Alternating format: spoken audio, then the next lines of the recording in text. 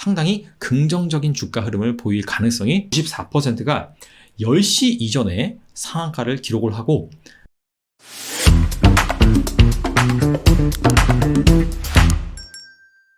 역대 최고의 청약 증거금 신기록을 기록한 SKIT가 드디어 내일 증시에 입성을 합니다. SKIT 청약에 참여하신 분들 같은 경우에는 따상을 기록할 수 있을까? 아니면 따상상? 자, 이런 식으로 기대감에 마음이 두근두근 거리실 거라고 생각이 됩니다. 청약에 참여하신 분들 중에서 SKIT의 장기 가치에 집중을 해서 나는 장기 투자할 거야. 분명 이런 분도 계실 거예요. 하지만 이 대부분의 공모주 청약에 참여하신 분들 같은 경우에는 공모가 대비 주가가 많이 오른다라고 한다면 시세 차익을 노리는 목적으로 참여하시는 분들이 많을 거라고 생각이 됩니다. 자, 그래서 오늘은 과연 SKIT 드디어 상장을 하는데 언제 파는 것이 가장 좋을지, 펀드멘탈 관점, 공모 통계 관점, 그리고 역대 따상을 기록한 공모주들의 첫날 주가 흐름 관점을 통해서 알아보도록 하겠습니다. 먼저 펀드멘탈 관점입니다. SKIT가 분리막 제조회사죠.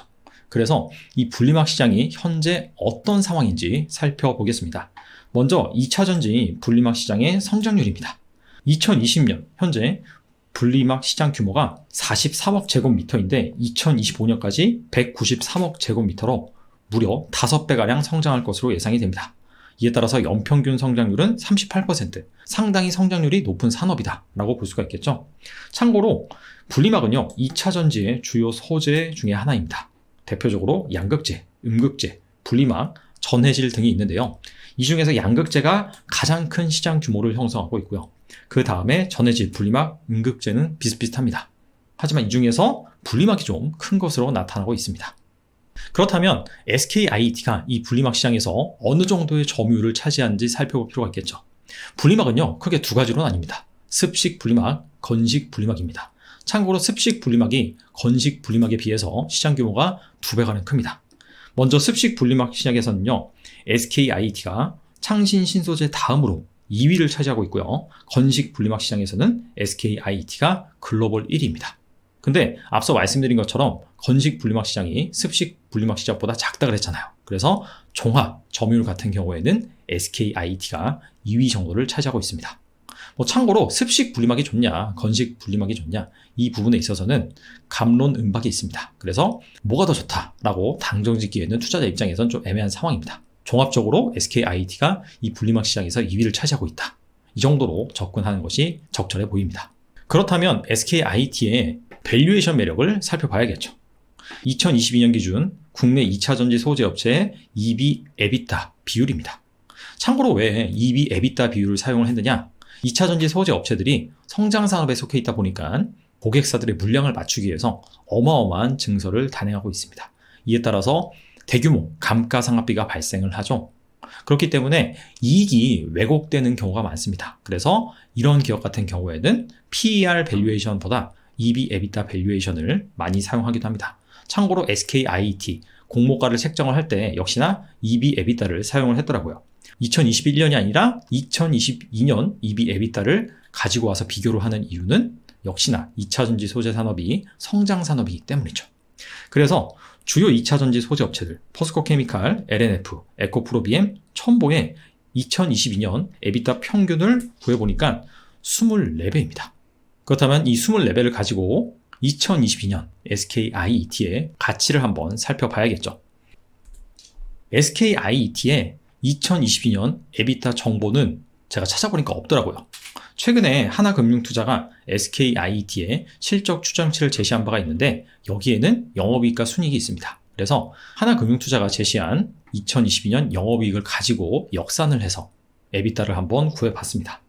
2022년 SKIT의 영업이익은 3천억 원이 조금 넘을 것으로 생각이 됩니다. 증권신고서에서 2020년 SKIT의 감가상각비가 713억이거든요. 근데 이 감가상각비가 영업이익 증가율과 마찬가지로 2022년에 1,700억 정도 증가할 것으로 예상이 된다 라고 그냥 가정을 했어요. 아니 감가상각비는 고정비이기 때문에 이익이 늘어나도 증가하지 않는데 왜 증가한 것으로 예상을 했느냐? 앞서 말씀드린 것처럼 계속해서 증설을 단행하기 때문에 감가상각비 역시 늘어난다고 가정을 했고요.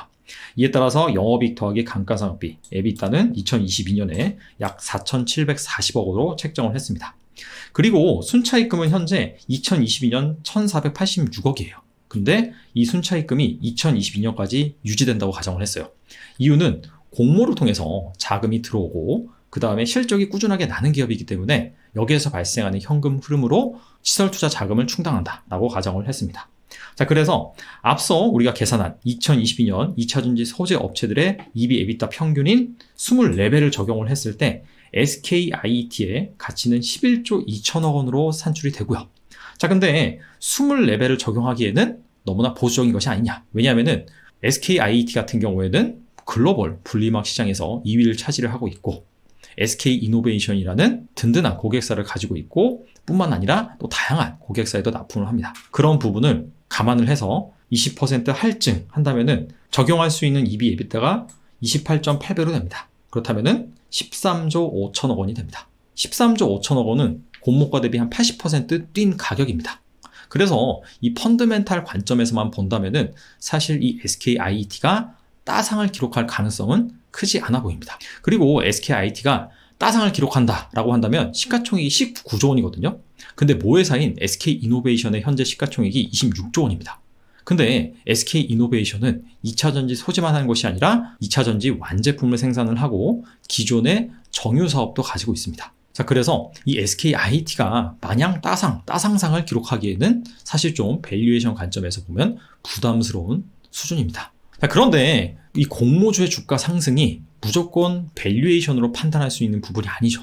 기억에 나는 게 카카오게임즈의 목표가가 증권사에서 제시하기로는 한 3만원에서 4만원 사이였어요. 근데 카카오게임즈의 주가가 무려 8만원 이상까지 갔습니다. 그렇기 때문에 단순히 이렇게 밸류에이션 지표만으로 주가가 공모가 대비 얼마큼 갈 것이다 라고 예단할 수는 없는 상황입니다. 그렇기 때문에 이 주요 공모 지표를 통해서 얼마나 주가가 상장 당일날 긍정적인 흐름을 보일 것인지 살펴볼 필요가 있습니다. 그래서 최근 1년간 최소 따상을 기록한 공모주의 주요 공모 지표죠. 수요 예측, 의무 보유 확약 비중, 유통 가능 물량 이런 것들을 한번 살펴보겠습니다. 첫 번째 수요 예측 비율입니다. 기관 투자자를 대상으로 설문조사를 한 거죠. 높으면 높을수록 좋은 겁니다.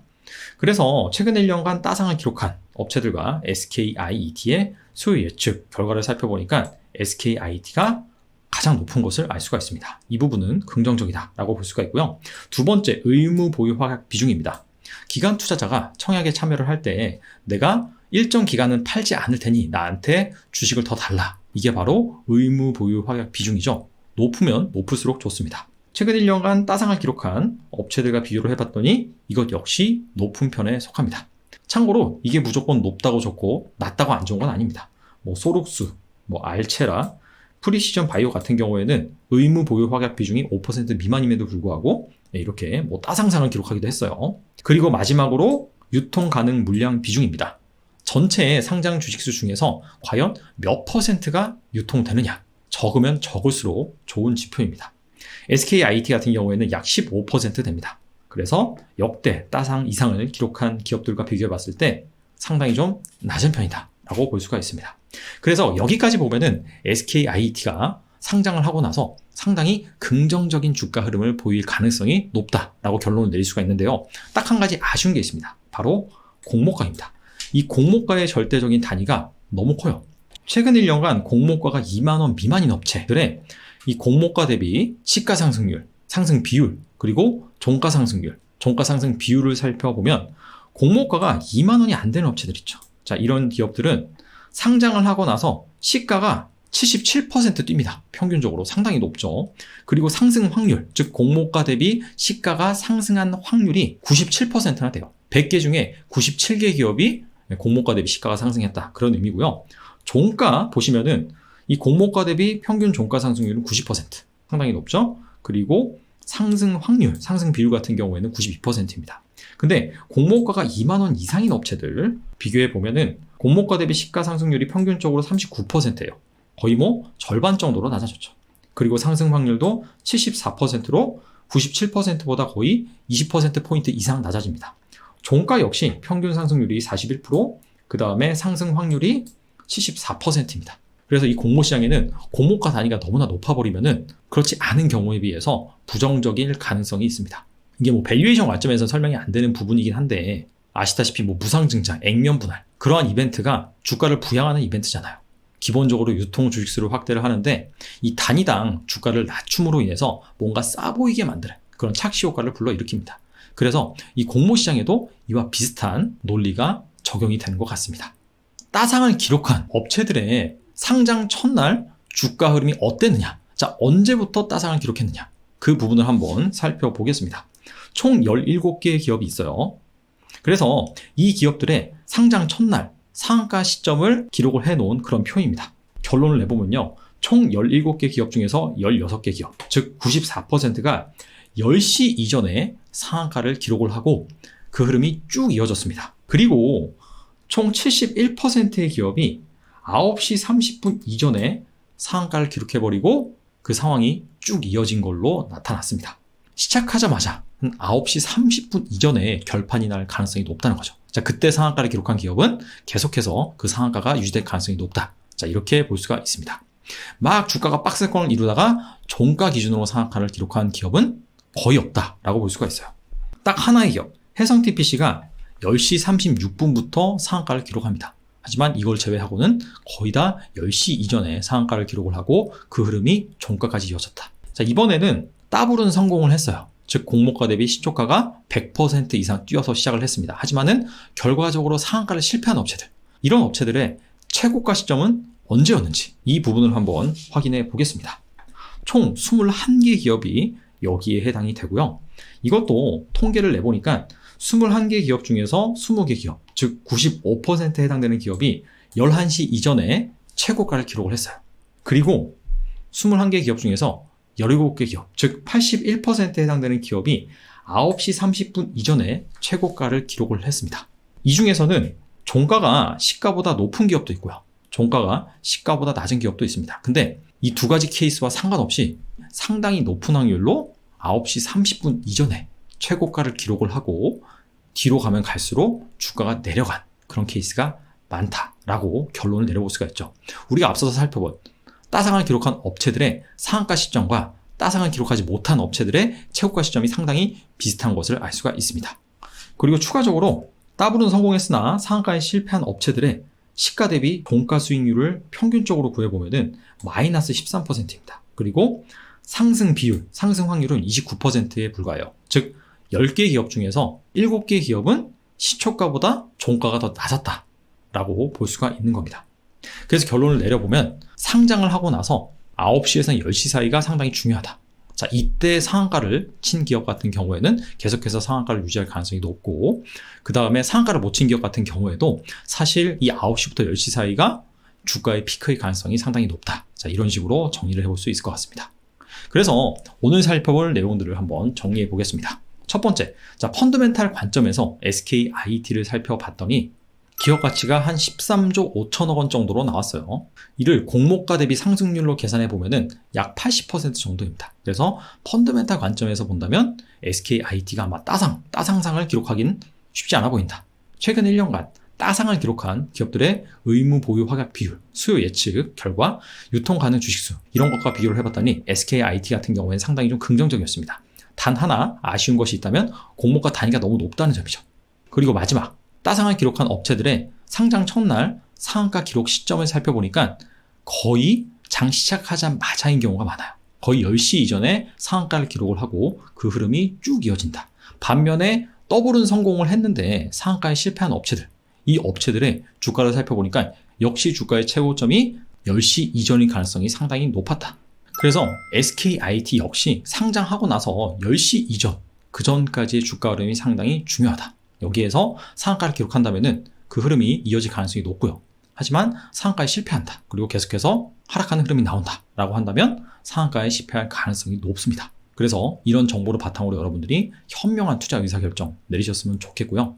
참고로 이거는 최근 1년간 따상을 기록한 업체들의 일반적인 주가 흐름을 바탕으로 말씀을 드린 겁니다. 무조건 이런 흐름을 따라간다 라는 보장은 없죠. 그래서 여러분들이 이럴 수 있구나, 전반적으로 이랬구나 라는 수준에서 참고하시기를 권해드리고요. 또 추가적으로는 SKIT에 관련한 다른 분들의 영상, 그리고 다른 분들의 자료, 이런 것들까지 종합적으로 보시면서 스스로 투자 판단을 하셨으면 좋겠습니다. 아무쪼록 SKIT가 상장하자마자 좋은 주가 흐름을 보였으면 좋겠네요. 오늘은 여기까지 하겠습니다. 감사합니다.